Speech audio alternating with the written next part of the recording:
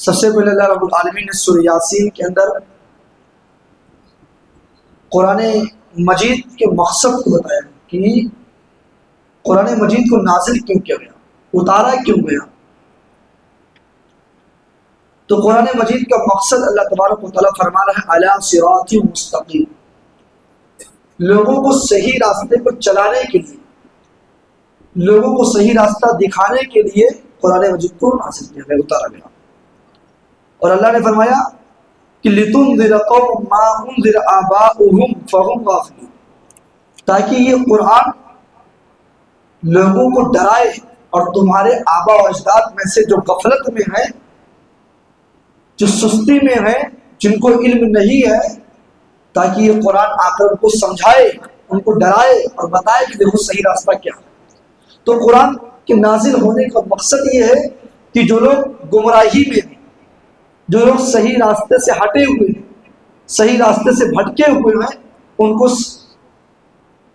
جو ہے صراط مستقیم پر لایا جائے۔ جو صراط مستقیم کو چھوڑ کر دوسرے راستے کو اپنائے ہوئے ہیں، ان لوگوں کو صحیح راستے پر لایا جائے، یہ قرآن کریم کا مقصد ہے۔ قرآن مجید اللہ تبارک و تعالیٰ نے اس کتاب کی ذمہ داری خود لی ہے۔ اس سے پہلے بہت سارے لوگ دعویٰ کیے کہ قرآن کو ہم مٹا دیں گے، اور آج بھی قرآن کو مٹانے کے لیے لوگ قرآن کو چلا رہے ہیں۔ کبھی قرآن کے بارے میں یہ آتا ہے کہ قرآن کے اندر اتنی آیتیں جو جہاد کے تعلق سے اس کو نکالا جائے،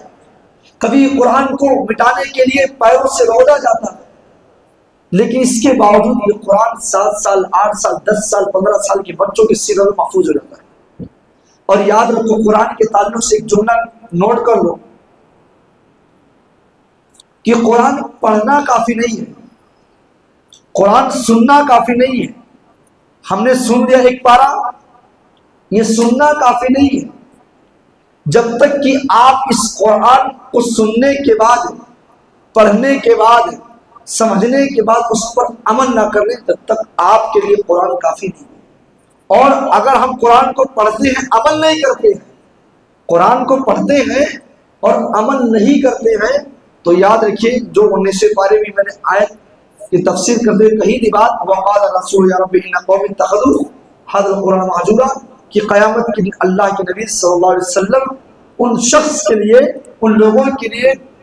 خلاف گواہی دیں گے جو قرآن کو پڑھتے نہیں ہیں۔ کیا مطلب؟ کہ جو لوگ قرآن پڑھتے ہیں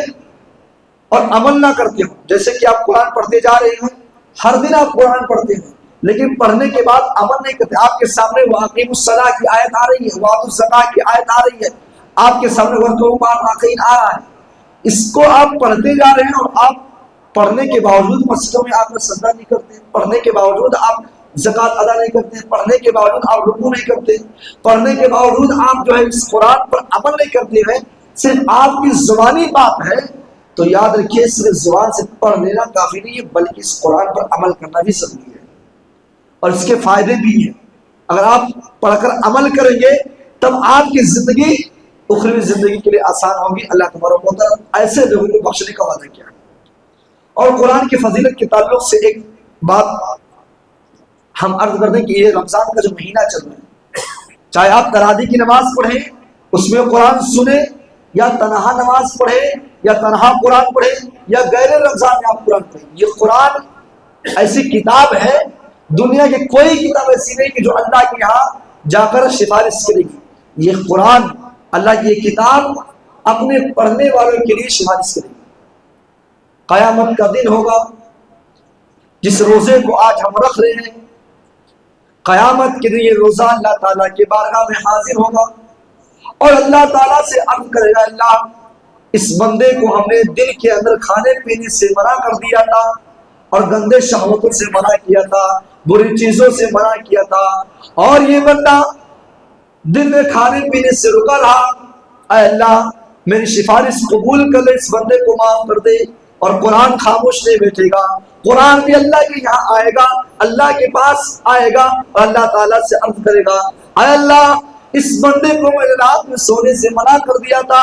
اے اللہ اس بندے نے اپنے بستر کو چھوڑ کر قرآن کی تلاوت کرتا رہا، اے اللہ قرآن کی تلاوت کے ساتھ ساتھ اس پر عمل بھی کرتا رہا، اے اللہ میں چاہتا ہوں کہ تو میری سفارش کو قبول کر دے، اللہ تبارک و تعالیٰ دونوں کی سفارش قبول کرے گا۔ تو یہ قرآن کی عظمت ہے، اور قرآن صرف اور صرف لوگوں کو صحیح راستہ دکھانے کے لیے آیا ہے۔ تو لہٰذا ہم سب کو قرآن کو پڑھنا چاہیے، اور پڑھنے کے ساتھ ساتھ اس پر عمل ضروری ہے، صرف پڑھنے سے کافی ہمارے لیے نہیں ہوگا۔ اس کے بعد ایک بستی تھی، اس میں اللہ نے ایک بیک وقت ایک ساتھ 3 رسولوں کو بھیجا۔ دنیا کے اندر صرف ایسا ایک موقع آیا ہے کہ ایک بستی میں 3 رسول آیا، ایک بیک وقت ایک ساتھ۔ اللہ نے پہلے 2 رسول کو بھیجا، اذ ارسلنا الیہم اثنین، 2 رسولوں کو بھیجا، تو فکذبوہما، ان کی جو قوم تھی دونوں رسولوں کو بیک وقت جھٹلا دی۔ رسول جو باتیں بتا رہے تھے ان کی قوم والوں نے بیک وقت جھٹلا دیا، بات کو نہیں مانا، تو اللہ نے کہا فعززنا بثالث، ہم نے تیسرے رسول کو اسی وقت اسی بستی میں انہی لوگوں کے سامنے بھیجا۔ اور جب تیسرا رسول آتا ہے تو ان لوگوں نے کیا کیا، اب 2 رسولوں کو پہلے جھٹلا ہی چکے تھے، تیسرے رسول کے بارے میں کہتے ہیں قالوا ما انتم الا بشر مثلنا، کہ یہ کوئی رسول نہیں ہے۔ تیسرے رسول کے بارے میں یہ کوئی رسول نہیں، ہمارے طرح یہ بھی تو انسان ہے، کھاتا ہے پیتا ہے بازار میں گھومتا ہے، ساری چیزیں ہم لوگ کی طرح کرتا ہے۔ جب ان قوموں نے 3 رسول کو جھٹلایا ایک ساتھ، تو اللہ تبارک و تعالیٰ نے ان کے اوپر عذاب نازل کر دیا۔ پتہ کیا چلا کہ اگر کوئی قوم اپنے رسول کو جھٹلاتی ہے، اپنے رسول کی بات کو نہیں مانتی ہے، اپنے رسولوں کے طریقوں کو چھوڑتی ہے، تو ایسی قوموں کے اوپر اللہ تبارک و تعالیٰ عذاب نازل کرتا، عذاب کو بھیجتا ہے۔ پتہ یہ چلا کہ ہمیں رسولوں کے تکفیر سے بچنا چاہیے، رسولوں کو جھٹلانے سے بچنا چاہیے، اور اس میں یہ نہیں کہ ہم کہہ دیں کہ ہاں رسول آیا ہی نہیں، بلکہ رسول نے جو چیز آپ کو کرنے کا حکم دیا ہے، جن چیز کو آپ کو آدیش دیا گیا رسولوں کے ذریعے سے، اگر آپ اس چیز کو نہیں فالو کرتے، نہیں مانتے، تو گویا کہ آپ رسول کی تکذیب کریں اور رسول کو جھٹلا رہے ہیں۔ اس لیے ہمیں رسولوں کو جھٹلانے سے بچنا چاہیے۔ اس کے بعد سورہ یاسین کے اندر اللہ تبارک و تعالیٰ نے جنت کے اندر جنتی کیسے رہیں گے اور جہنمیوں کا حال اللہ نے ذکر کیا ہے۔ ان اصحاب الجنت یوم فی شغل فاکہون، جنت کے اندر جنتی خوشی کے عالم میں ہوں گے، وہ اتنے خوش ہوں گے، اور صرف وہی خوش نہیں ہوں گے، ہم ازواج فی ظلال علی الارائک متکئون، ان کی جو بیویاں ہوں گی اگر دنیا کے اندر وہ نیک ہوں گی، صالح تھی، تو جنت میں اگر وہ داخل ہو رہی ہے، اگر دنیا کے اندر وہ نیک تھی تو اللہ ان کو جنت میں داخل کرے گا۔ ہم ازواج، جنتیوں کی بیویاں، فی ظلال علی الارائک متکئون، وہ ٹیک لگائے، تکیہ کا ٹیک لگائے ہوئے سائے کے اندر بیٹھی ہوں گی، اور لہم فیہا فاکہۃ ولہم ما یدعون، اور اللہ اپنے جنتی بندوں سے کہے گا او میرے بندو، جو میں نے تم سے دنیا کے اندر وعدہ کیا تھا کہ جنت کے اندر فلاں فلاں پھل ملے گا، اس پھل کو کھاؤ اور پیو اور عیش و آرام کے ساتھ جنت کے اندر رہو۔ اور سلام اللہ کہے گا، جنتیوں کو اللہ کا سلام ہوگا، اور جو مجرم ہوں گے، جو جہنمی ہوں گے، وامتاز اليوم ایھا المجرمون، اللہ مجرموں سے کہے گا اے مجرموں آج کے دن تم یاد کرو اس وقت کو، الم آہد الیکم یا بنی آدم الا تعبدوا الشیطان، کہ اے جہنمیوں، کیا ہم نے تم سے یہ وعدہ نہیں کیا تھا کہ شیطان تم کو بھٹکائے گا، شیطان تمہارے لیے گناہوں کو مزین کرے گا، اور شیطان نے ایسا کیا۔ دنیا کے اندر آپ دیکھیں جب گناہ کے لیے ہم اپنے قدم کو اٹھاتے ہیں تو وہ گناہ ہمیں بہت اچھا لگتا ہے، یہ شیطان کا بنایا ہوا طریقہ ہے، یہ شیطان آپ کے سامنے گناہ کو ایسے طور بڑوں طرح مزین کر کے رکھے گا کہ آپ سمجھیں گے بہت لذت کی چیز ہے، اور جب آپ کر لیں گے تو وہی چیز آپ کو بہت بیکار لگے گی۔ ایسی مثالیں موجود ہیں۔ غزوہ بدر کے وقت سراقہ بن مالک کی شکل میں جب شیطان آیا، ابلیس جب آیا تو دشمنوں کو کیا کہا کہ تم لوگ لڑو، میں تم لوگ کا پورا پورا ساتھ دوں گا، کیونکہ سراقہ بن مالک اپنی قوم کے سردار تھے کافروں کے، اور شیطان جو اسی کے شکل میں آیا تھا، تو ان لوگوں نے دیکھا کہ سردار ہمارے ساتھ کھڑا ہے، کچھ کمی پڑے گی، پیسے کی ضرورت، ہتھیار کی ضرورت، طاقت کی ضرورت، تو سردار ضرور دے گا۔ اب شیطان سراقہ بن مالک کی شکل میں ان لوگوں کو لڑا دیا. اور جب شیطان دیکھا کہ فرشتوں کا نزول ہوا ہے, فرشتے ایک ایک لوگ کو مار رہے ہیں, تب یہی شیطان اپنے قدم کو دوڑتا ہوا بھاگتا ہوا کہتا ہے کہ تم لوگ لڑو, اب میں تو چلا, میں یہاں نہیں ٹک سکتا ہوں. تو شیطان کا کام یہ ہے کہ آپ کے سامنے برائیوں کو مسید کر کے لا کر سامنے رکھ دے, اور آپ اس کو کرے, اس کے بعد آپ سے وہ بری ہو جاتا ہے. اس لیے آپ شیطان سے ہوشیار ہیں. اس کے بعد اللہ اسی آیت میں فرمایا کہ جو لوگ شیطان کے طریقے پر چلتے ہیں, سیدھا راستہ تو میرا ہے, تو میری عبادت کرو, لیکن اگر تم نے نہیں کیا وَلَقَدْ أَضَلَّ مِنْكُمْ جِبِلًّا كَثِيرًا, شیطان کے طریقے کو اختیار کر کے تم گمراہ ہو گئے, تو سنو هَذِهِ جَهَنَّمُ الَّتِي كُنْتُمْ تُوعَدُونَ, یہ جہنم ہے, جہنم کے اندر تم چلو, تم کو سزائیں ملے گی, کیونکہ تم سے یہ وعدہ کیا گیا تھا. اللہ نے جن لوگوں سے وعدہ کیا ہے, کن سے وعدہ کیا ہے؟ جو دنیا کے اندر نیک ہے ان کو جنت دینے کا وعدہ کیا ہے, اور جو دنیا کے اندر برائی کرتے ہیں اللہ ان کو جہنم دینے کا وعدہ کیا ہے. تو بھلا بتائیے کہ اللہ اپنے وعدے سے مکر سکتا؟ نہیں مکر سکتا ہے. اگر آپ نے ایسا عمل کیا جنت میں جانے کا تو آپ کو اللہ جنت دے گا, اور آپ نے ایسا عمل کیا جہنم میں جانے کا تو اللہ آپ کو جہنم میں دے گا. اس کے بعد حضرت ابراہیم علیہ السلام سورہ صافات کے اندر ابراہیم علیہ السلام کے بیٹے اسماعیل کی قربانی کا واقعہ آپ دیکھیں. ابراہیم علیہ السلام کی پوری زندگی جو ہے آزمائش ہوگی, پوری زندگی بچپن سے لے کر آپ کے بڑھاپے تک اور بچہ پیدا ہونے تک, اس پورا جو پیریڈ ہے اس ساری وقتوں میں صرف اور صرف قربانیاں ہی قربانیاں. وَإِذِ ابْتَلَىٰ إِبْرَاهِيمَ رَبُّهُ بِكَلِمَاتٍ فَأَتَمَّهُنَّ قَالَ إِنِّي جَاعِلُكَ لِلنَّاسِ إِمَامًا. کائنات کے اندر اگر کسی کی اتنی آزمائش ہوئی ہے, اتنے امتحانات ہوئے ہیں, تو وہ ابراہیم علیہ السلام, اس لیے اللہ نے ان کو ایک امت کے برابر کہا کہ ابراہیم علیہ السلام ایک امت کے برابر ہے. اور ان کو اللہ نے اتنا آزمایا کہ لیکن یہ ساری آزمائشوں میں کامیاب ہوتے گئے. چاہے باپ کو چھوڑنے کے دیکھیں آپ, قوم کے سامنے جو ان کے ساتھ واقعہ پیش آیا, نمرود کے سامنے دلیل پیش کرنے کی واقعہ پیش آیا, آگ میں ڈالے جانے کا واقعہ پیش آیا, ساری آزمائشوں میں کامیاب ہوتے ہوتے ایک ایسا وقت بھی آیا کہ جب بوڑھے ہو گئے, جب 80 اور 90 سال کے درمیان ان کی عمر ہو گئی, تو اب ان کو احساس ہوا. دعائیں تو کر رہے تھے اپنے رب سے کہ اللہ بچہ چاہیے, بیٹا چاہیے, کیونکہ بڑھاپے میں ایک باپ کو ایک وارث کی ضرورت پڑتی ہے. ایک باپ کو ایک وارث کی ضرورت پڑتی ہے کہ اس کے جسم کو کوئی سنبھالنے والا ہو, اس کے جائیداد کو کوئی سنبھالنے والا ہو, اس کے جو اس نے نیکیاں کی ہے ان تمام چیزوں کو سنبھالنے والا پیچھے اس کا کوئی ہونا چاہیے. تو حضرت ابراہیم علیہ السلام اپنے رب سے دعا کر رہے ہیں. اسی لیے کسی انسان کو نا امید نہیں ہونا چاہیے, اپنے رب سے دعا کرنی چاہیے. اللہ اس کو بڑھاپے میں دے سکتا ہے. اگر اولاد کسی کو نہیں ہو رہی ہے تو یہ نہ سوچے کہ آپ ابھی اولاد نہیں ہوگی, آپ اللہ سے اپنے تعلقات, اپنے رشتے کو مضبوط کر لیں اور دعائیں کرتے ہیں, اللہ تبارک و تعالیٰ اولاد دینے پر قادر ہے. تو ابراہیم علیہ السلام اپنے رب سے دعا کر رہے ہیں, اور جب بھی دعا کرو تو ایک دعا ضرور کرو, اللہ رب حب لی من الصالحین, اے میرے رب نیک لڑکا دے. اولاد تو بہت ہوں گے لیکن اللہ مجھے اولادوں میں صرف اور صرف نیک اولاد چاہیے, اچھا اور صالح نیک اولاد چاہیے. ابراہیم علیہ السلام نے یہی دعا کی تھی. اس کا نتیجہ, ان کا فائدہ کیا ہوا؟ جب ابراہیم علیہ السلام نے یہ دعا کی, رب حب لی من الصالحین, اے پروردگار عالم مجھے نیک اولاد چاہیے, ایک اچھا صالح نیک اولاد چاہیے کہ میرے بڑھاپے میں میری بات کو مانے, میرے لاٹھی کا سہارا بن سکے. اللہ تعالیٰ نے بڑھاپے کے عالم میں 80 سال اور 90 سال کا عمر ہو چکا ابراہیم علیہ السلام, اس درمیان 80 اور 90 سال کے درمیان اپنے رب سے دعا کر رہے ہیں. اللہ تبارک و تعالیٰ نے ابراہیم علیہ السلام کی دعا کو قبول کرتا ہے. فَبَشَّرْنَاهُ بِغُلَامٍ حَلِيمٍ, اللہ نے خوشخبری دے دیا, اے ابراہیم تم کوئی نیک اولاد ہم دے رہے ہیں جو تمہاری فرمانبرداری بھی کرے گی, جو تمہاری بات کو مانے. اس ایسی اولاد تم کو عطا کر رہے ہیں, ایسی اولاد تم کو دے رہے ہیں. اس کے بعد جب اولاد پیدا ہو جاتی ہے,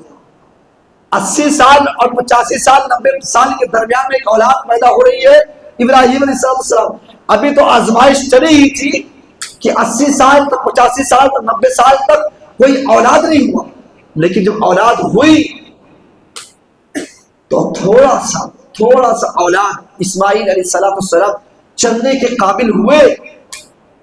کہ ایک اور آزمائش کو پڑھا جائے. فلما بلغ معه السعي قال يا بني إني أرى في المنام أني أذبحك فانظر ماذا ترى. ابراہیم علیہ السلام کے بیٹے اسماعیل ابھی تھوڑے سے بڑے ہوئے ہیں، چلنے کے قابل ہوئے ہیں، ہلکے سے دوڑنے کے قابل ہوئے ہیں کہ خواب دیکھتے ابراہیم علیہ السلام کہ میں رات میں خواب دیکھتے کہ میں اپنے بیٹے اسماعیل کو اپنے ہاتھ سے ذبح کر رہا ہوں. میرے بھائیو ذرا غور کرو، ایک نبی خواب دیکھ رہا ہے اور پتا تھا ابراہیم علیہ السلام کو کہ نبی کا خواب جھوٹا نہیں ہو سکتا ہے. خواب دیکھتے کہ میں اپنے بیٹے کو اپنے ہاتھ سے ذبح کر رہا ہوں. اب اس بات کو اسماعیل کے پاس رکھتے. اسی لیے جب آپ دعا کرو تو نیک اولاد کے لیے دعا کرو. اسماعیل علیہ السلام سے پوچھتے ہیں کہ آئے میرے بیٹے، میں نے خواب دیکھا ہے کہ میں تجھے ذبح کر رہا ہوں، اپنے ہاتھ سے تجھے ذبح کر رہا ہوں، تیری رائے کیا ہے؟ فانظر ماذا تری، اس چیز کے بارے میں کیا خیال کرتا ہے؟ قربان جاؤ ابراہیم علیہ السلام کے بیٹے اسماعیل علیہ السلام پر، قربان جاؤ ایسے فرمانبردار بیٹے پر. بیٹے نے کہا قال یا ابت افعل ما تؤمر، اے ابو جان اللہ کی طرف سے جو حکم آپ کو ملا ہے آپ اس کو کر ڈالیے، مجھے کوئی اعتراض نہیں ہے. آج ایک تھپڑ باپ مار دے، ایک تھپڑ لگا دے تو ہم گالی دینے کے لیے تیار ہو جاتے ہیں. اگر کچھ برا بھلا کرے تو ہم گھر کو چھوڑ دیتے ہیں، کھانا پینا چھوڑ دیتے ہیں، بات چیت بند کر دیتے ہیں. یہاں ابراہیم علیہ السلام اپنے بیٹے کو کہہ رہے ہیں کہ تم کو ذبح کرنا اور ہاتھ سے ذبح کروں گا میں تم کو، تمہاری رائے کیا بتاؤ؟ وہ تربیت کا نتیجہ تھا، وہ دعاؤں کا نتیجہ تھا کہ ابھی بچہ چلنے کے قابل ہوا ہے اور باپ سے بات کرنے کا انداز یہ ہے کہ ابو جان اللہ کی طرف سے جو آرڈر اور جو حکم ہے اس کو آپ کریے، مجھے کوئی اعتراض نہیں ہے. انشاءاللہ آپ مجھے صبر کرنے والوں پائیں گے. اور ریزن بھی بتا رہے ہیں کہ ابو جان آپ ٹینشن مت لیجیے گا، آپ کو جو حکم ہے آپ کیجیے، انشاءاللہ آپ مجھے صبر کرنے والوں پائیں گے، صبر کروں گا. تو ایسی اولاد ہم پیدا کریں. لیکن کب پیدا ہوگی ایسی اولاد؟ جب ہم دعا کریں گے، تب جب ہم اپنے ہاتھوں کو اٹھا کر اپنے رب سے دعا کریں گے اللہ اولاد دے تو اسماعیل جیسا اولاد دے. اس لیے ایسی دعائیں ہمیں کرنی چاہیے. اس کے بعد ابراہیم علیہ السلام چونکہ ان کو خواب کو معلوم تھا خواب سچا ہے، اب ابراہیم علیہ السلام اپنے بیٹے کو ذبح کے لیے تیار ہو گئے. جب ابراہیم علیہ السلام بیٹے کو لٹاتے ہیں، فلما اسلم وتلہ الجبین، پہلو کے بل لٹاتے ہیں اور اپنے گھٹنے کو ان کے جو ہے سینے کے پاس رکھتے ہیں اور گردن سے جو گردن کو پکڑتے ہیں اور چھری یوں ہی چلانے کی کوشش کرتے رگڑتے ہیں کہ اللہ فرماتا وَنَادَيْنَاهُ أَن يَا إِبْرَاهِيمُ، اے ابراہیم بس کرو، اے ابراہیم آپ کا خواب سچا تھا، ہم نے آپ کو آزمائش میں ڈالا اور آپ نے اس چیز کو مکمل کر دیا. قد صدقت الرؤیا، آپ نے سچ خواب کو سچ اور پورا کر دیا. اس کے بعد وفدیناہ بذبح عظیم، اللہ تعالیٰ نے اسماعیل کی جگہ پر ایک دمبا، ایک بڑا سا دمبا لا کے پیش کر دیا اور امت مسلمہ کے لیے بتا دیا کہ ہر سال آپ کو قربانی دینی ہے، ہر سال قربانی دینی. تو یہ ایک باپ اور بیٹے کی آزمائش تھی، قربانی تھی. اس واقعے سے پتہ یہ چلا کہ سب سے پہلے ہم اپنے رب سے دعا کو کریں کہ اللہ اولاد دے تو اچھی اولاد، نیک اولاد دے. دوسری بات یہ پتہ چل رہی ہے کہ اللہ کا جب آرڈر آ جائے، اللہ کا جب حکم آ جائے تو اپنے پسندیدہ چیز کو بھی آپ کو قربان کرنا پڑے گا. دیکھیں آپ ابراہیم علیہ السلام کو 85 سال 90 سال کے درمیان اولاد پیدا ہو رہی ہے. چاہتے تو انکار کر سکتے تھے، کہہ سکتے تھے اپنے رب سے اے اللہ یہ 85 سال کا عمر، یہ 90 سال کے درمیان کا جو عمر ہے اللہ جو تو نے یہ اولاد دی ہے، کیا چھیننے کے لیے تو نے اولاد دی ہے؟ کیا اسی وقت یہی وقت مجھے دکھانے کے لیے اولاد دی تھی؟ لیکن نہیں، کوئی زبان پر حرف شکایت نہیں لایا اور اس آزمائش میں بھی کامیاب ہو گئے. اس کے بعد سورہ صاد شروع ہوئی ہے. اس سورت کے پس منظر میں اللہ کے نبی صلی اللہ علیہ وسلم جب مکہ کے اندر کھلے عام تبلیغ کرنے لگے، کھلے عام جب آپ دعوت دینے لگے تو جو سرداران قریش تھے، قریش کے جو سردار تھے، ان لوگوں نے مخالفت شروع کر دی. ابھی مخالفت میں تشدد نہیں آیا تھا، بدتمیزی نہیں آئی تھی، بلکہ یہ سوچے یہ لوگ کیوں نہیں آئی تھی یہ بات اللہ کے نبی تبلیغ کر رہے تھے لیکن بدتمیزی ان لوگوں نے کیوں نہیں کیا؟ کیونکہ آپ کے چچا ابو طالب آپ کے ساتھ کھڑے تھے اور کسی کی مجال کیا کہ ابو طالب کے ہوتے ہوئے اللہ کے نبی کو کوئی برا بھلا کر دے، بہت محبت کرتے تھے۔ تو ان لوگوں نے سوچا، قریش کے سرداروں نے سوچا کہ سب سے پہلے ہم ابو طالب سے ملتے ہیں اور ان سے اپنا انصاف مانگتے ہیں۔ انصاف کیا تھا کہ یہ لوگ آئے ابو طالب کے پاس اور کہنے لگے دیکھو آپ کا جو بھتیجا ہے یہ میرے معبودوں کا برا بھلا نہ کہے اور ہم اس کے معبود کو برا بھلا نہیں کہیں گے، وہ جس کی عبادت کرنا چاہتا ہے وہ اس کی عبادت کرے اور ہم جس کی عبادت کرنا چاہتے ہیں ہم اس کی عبادت کریں، ہمیں نہ وہ روکے گا نہ ہم اس کو روکیں گے۔ ابو طالب اللہ کے نبی صلی اللہ علیہ وسلم کو بلاتے ہیں، کہتے ہیں اے میرے بھتیجے یہ 25 سردار آئے ہوئے ہیں اور ان کا مقدمہ یہ ہے کہ آج کے بعد تم، کیونکہ ابو طالب کے ذہن میں بات آ گئی تھی، اسی خیال کو بھی تھے تو ان کے ذہن میں بات آ گئی تھی کہ اس بات تو صحیح ہے ان لوگوں کی، تو اللہ کے نبی کو بلا کر کہتے ہیں کہ دیکھو میرے بھتیجے ان لوگوں کی بات یہ ہے کہ آج کے بعد تم ان کے معبودوں کو برا بھلا نہیں کہو گے اور نہ یہ تمہارے معبود کو کچھ کہیں گے، تم اپنی عبادت کیجئے جس کی بات آپ کرنا چاہتے ہیں اور یہ جس کی بات کریں گے آپ ان کی عبادت میں دخل اندازی نہیں کریں گے۔ تو اللہ کے نبی صلی اللہ علیہ وسلم نے اس وقت کہا تھا اے میرے چچا میں ایسے رب کی طرف بلاتا ہوں کہ اگر یہ بات مان لے تو عرب و عجم میں خوشحال ہو جائیں گے، یہ پوری دولت ان کے پاس مل جائے گی۔ تو ابو طالب نے کہا کہ تم نے کس چیز کی دعوت دیا اور کس چیز کی تم دعوت دیتے ہو؟ تو انہوں نے اللہ کے نبی صلی اللہ علیہ وسلم نے قرآن کی آیت پڑھ کے سنائی تھی، سورہ صاد کی، صاد والقرآن ذی الذکر، قسم ہے اس قرآن کی جو ذکر کرنے والا، جو نصیحت دینے والا ہے، اس قرآن کی قسم کھا کر اللہ کے نبی کہتے ہیں بل الذین کفروا فی عزت و شقاق، اور بلکہ وہ لوگ تو کفر پر آ گئے تھے، مخالفت پر آمادہ ہو گئے تھے۔ تو ان لوگوں کو اللہ کے نبی صلی اللہ علیہ وسلم یہ بات بتا کر کہ دیکھو آپ جو کچھ کہیں میں اپنے مشن سے واپس نہیں ہو سکتا ہوں، توحید کا پرچم میں جس کام کے لیے آیا ہوں، رب کی رسالت کو لوگوں تک پہنچانے کے لیے آیا ہوں، اس کام کو میں کروں گا۔ وہاں اس کے بعد ابو طالب نے کہا تھا کہ میرے بھتیجے تجھے جو کچھ کرنا کر، آج کے بعد تجھے کوئی روکنے والا نہیں ہے، میں تیرے ساتھ کھڑا ہوں۔ لیکن اللہ نے توفیق نہیں دی، اسلام نہیں قبول کر پایا۔ اس کے بعد سورہ زمر کے اندر مشرکین کا ایک عقیدہ تھا کہ اپنے بتوں کے ذریعے سے وہ کہتے تھے کہ ہم اللہ تک پہنچ جائیں گے، جیسے ہم نے وہاں دیکھا تھا 17 پارے کے اندر لا ينال الله لحوم ولا دماء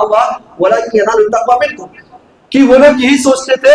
کہ قربان اپنے بتوں کے سامنے جو ہے کھانے پینے کو رکھتے تھے اور جانوروں کو ذبح کرنے کے بعد کھانے کعبے پر جو ان کے دیواروں پر جو ہے خون کو لگاتے تھے تاکہ اللہ تک ہم پہنچ جائیں۔ تو ایک عقیدہ یہ ان کا یہ تھا کہ جو بتوں کے ساتھ ہم عبادت کرتے ہیں یہ اللہ تک پہنچنے کا ذریعہ ہے۔ تو اللہ نے اس چیز کو مٹایا، بولا نہیں، حق آپ کے ساتھ ہے،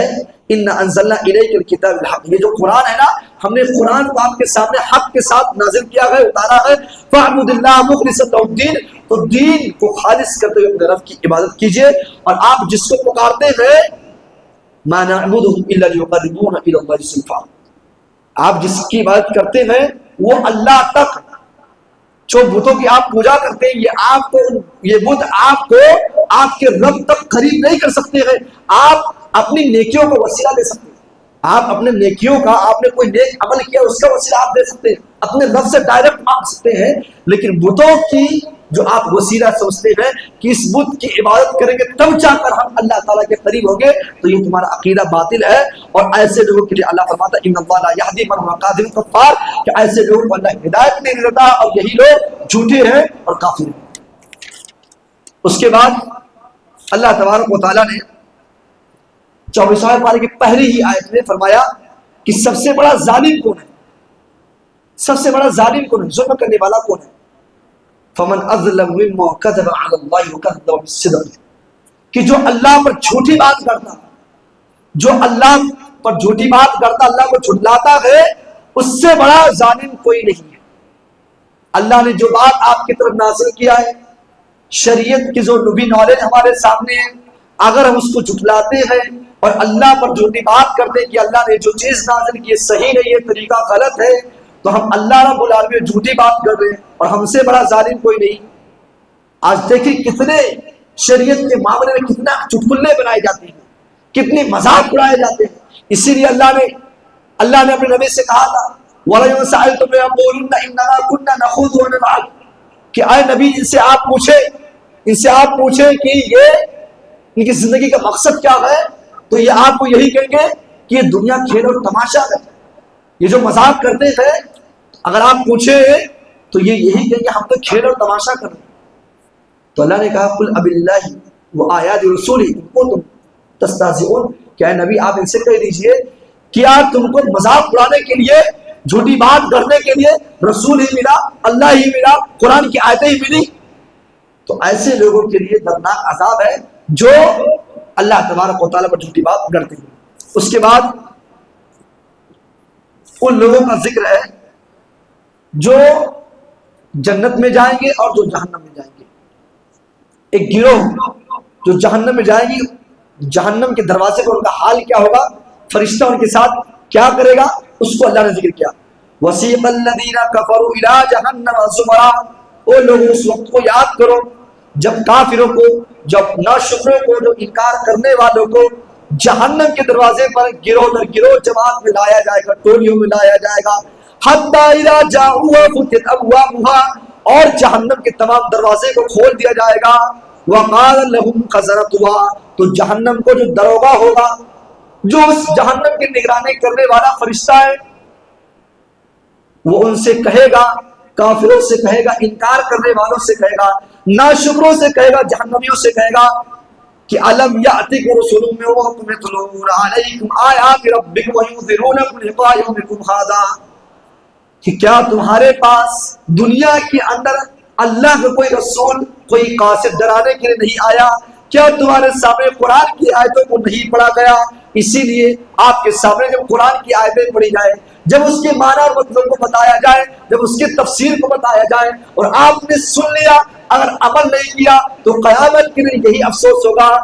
کہ جب فرشتہ پوچھے گا، جہنم کا دروغہ پوچھے گا کیا تمہارے ساتھ، کیا اللہ نے تمہارے پاس کوئی ایسا رسول نہیں بھیجا، کوئی قاصد نہیں بھیجا جو تمہارے سامنے قرآن کی آیتوں کو پڑھتا ہو؟ کیا تمہارے سامنے کوئی ایسا عالم نہیں آیا جو قرآن کو بتانے والا، قرآن کو سمجھانے والا، کیا اللہ کی بات بتانے والا کوئی آیا یا نہیں آیا؟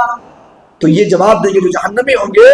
وہ جواب دیں گے قالوا بلا کیوں نہیں. وہاں کوئی آدمی جھٹلا نہیں سکتا ہے، وہاں آپ کو اپنی غلطی کا احساس ہوگا اور وہاں ہم کہیں گے کہ کیوں نہیں آیا تھا، لیکن ہر دھرمی ہماری تھی. وَلَكِنْ حَقَّتْ كَلِمَةُ الْعَذَابِ عَلَى الْكَافِرِينَ تو کافروں کو اس دن عذاب ثابت ہو جائے گا اور ان کو عذاب یعنی جہنم میں داخل کر دیا جائے گا. لیکن وہ لوگ جو جنتی ہوں گے تو جنتیوں کا ایک گروہ ہوگا، اس گروہ کو بھی جہنم کے گیٹ پر لایا جائے گا، جنت کے گیٹ پر لایا جائے گا. اور جب جنت کے گیٹ پر لایا جائے گا تو جنتیوں کا جو سردار ہوگا، جو دروگا اس گیٹ کا، جو جنت کے دروازے کا نگرانی کرتا ہے، اس پر ہوگا وہ فرشتہ کہے گا جنتیوں سے کہ یہ تمام دروازے تمہارے لیے کھلے ہوئے ہیں اور سنو تم پر سلامتی ہی سلامتی ہو اور یہ دروازے کھلے، جاؤ اس میں داخل ہو جاؤ. فَادْخُلُوهَا خَالِدِينَ اس میں ہمیشہ ہمیشہ رہو، اس میں اب تمہارا ٹھکانہ ہے. اللہ نے ایسے بندوں کے لیے جنت کو تیار کر رکھا. تو اگر ہم دنیا کے اندر نیک عمل کرتے ہیں، صحیح عمل کرتے ہیں، اچھا عمل کرتے ہیں تو انشاءاللہ العظیم فرشتہ ہم سے یہ بات ضرور کہے گا. اس کے بعد سورہ مومن کے اندر اللہ تبارک و تعالیٰ نے فرشتوں کا ذکر کیا ہے کہ اگر آپ نیک ہیں، آپ مومن ہیں تو آپ کے حق میں فرشتے بھی دعا کرتے ہیں. اگر آپ نیک ہیں، اچھے ہیں، آپ کا کردار اچھا ہے، آپ کا اخلاق اچھا ہے، آپ کا ایمان مضبوط ہے تو فرشتے بھی دعا کرتے ہیں. اور اللہ فرشتوں کی دعاؤں کو رد نہیں کرتا ہے، اللہ فرشتوں کی دعاؤں کو رد نہیں کرتا ہے. اسی لیے اللہ کے نبی صلی اللہ علیہ وسلم نے فرمایا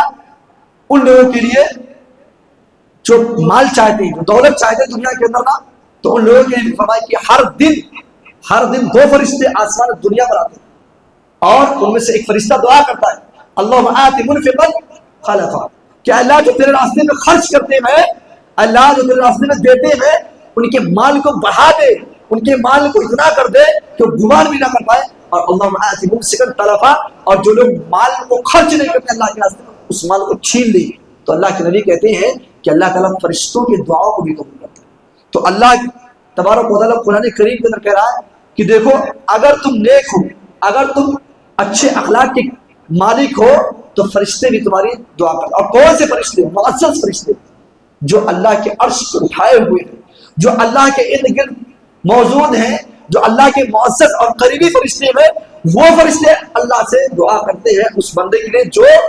ईमान वाले हैं। अल्लाह ने फरमाया अल्लज़ीना यहमिलूना अल-अर्श व मन हौलहु युसब्बिहूना बिहम्दि रब्बिहिम व युमिनूना बिही व यस्तगफिरूना लिल्लज़ीना आमनू। वो लोग, वो फरिश्ते जो अल्लाह के अर्श को उठाए हुए थामे हुए हैं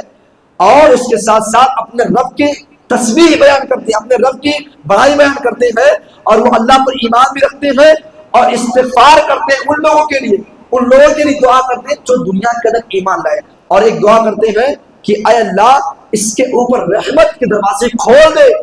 रब्बना वसिअत कुल्ल शैइन रहमा, कि सारी रहमत के दरवाजे ऐसे बंदे के ऊपर खोल दे। पता ये चला कि ईमान वालों के हक में, अच्छे आदमी के हक में, सालेह और अच्छे अखलाक वाले जो हैं उनके हक में फरिश्ते भी दुआ करते हैं और अल्लाह फरिश्तों की दुआ को रद्द नहीं करता है। लिहाजा हम सबको चाहिए कि हम सब फरिश्तों की दुआओं में शामिल हो और ऐसा नेक अमल करें कि अल्लाह तबारक व तआला हम सबको फरिश्ते की दुआओं के हकदार बना दे। आमीन। अल्लाह रब्बुल आलमीन से दुआ है कि अल्लाह तबारक व तआला हम सबको आज के दर्स में जो बातें कही गई हैं उन तमाम चीज़ों पर अमल करने की तौफीक अता फरमाए। और एक अहम बात जो इब्राहीम अलैहिस्सलाम की ज़िंदगी से थी कि अल्लाह औलाद दे तो नेक और सालेह औलाद दे। अल्लाह रब्बुल आलमीन हम सबको नेक और सालेह औलाद दे, और जिनकी औलाद हो गई है अल्लाह अगर राह रास्ते भटके हुए हैं तो अल्लाह उनको सालेह और नेक बना दे। आमीन। व आखिर दअवाना अनिल हम्दुलिल्लाहि रब्बिल आलमीन।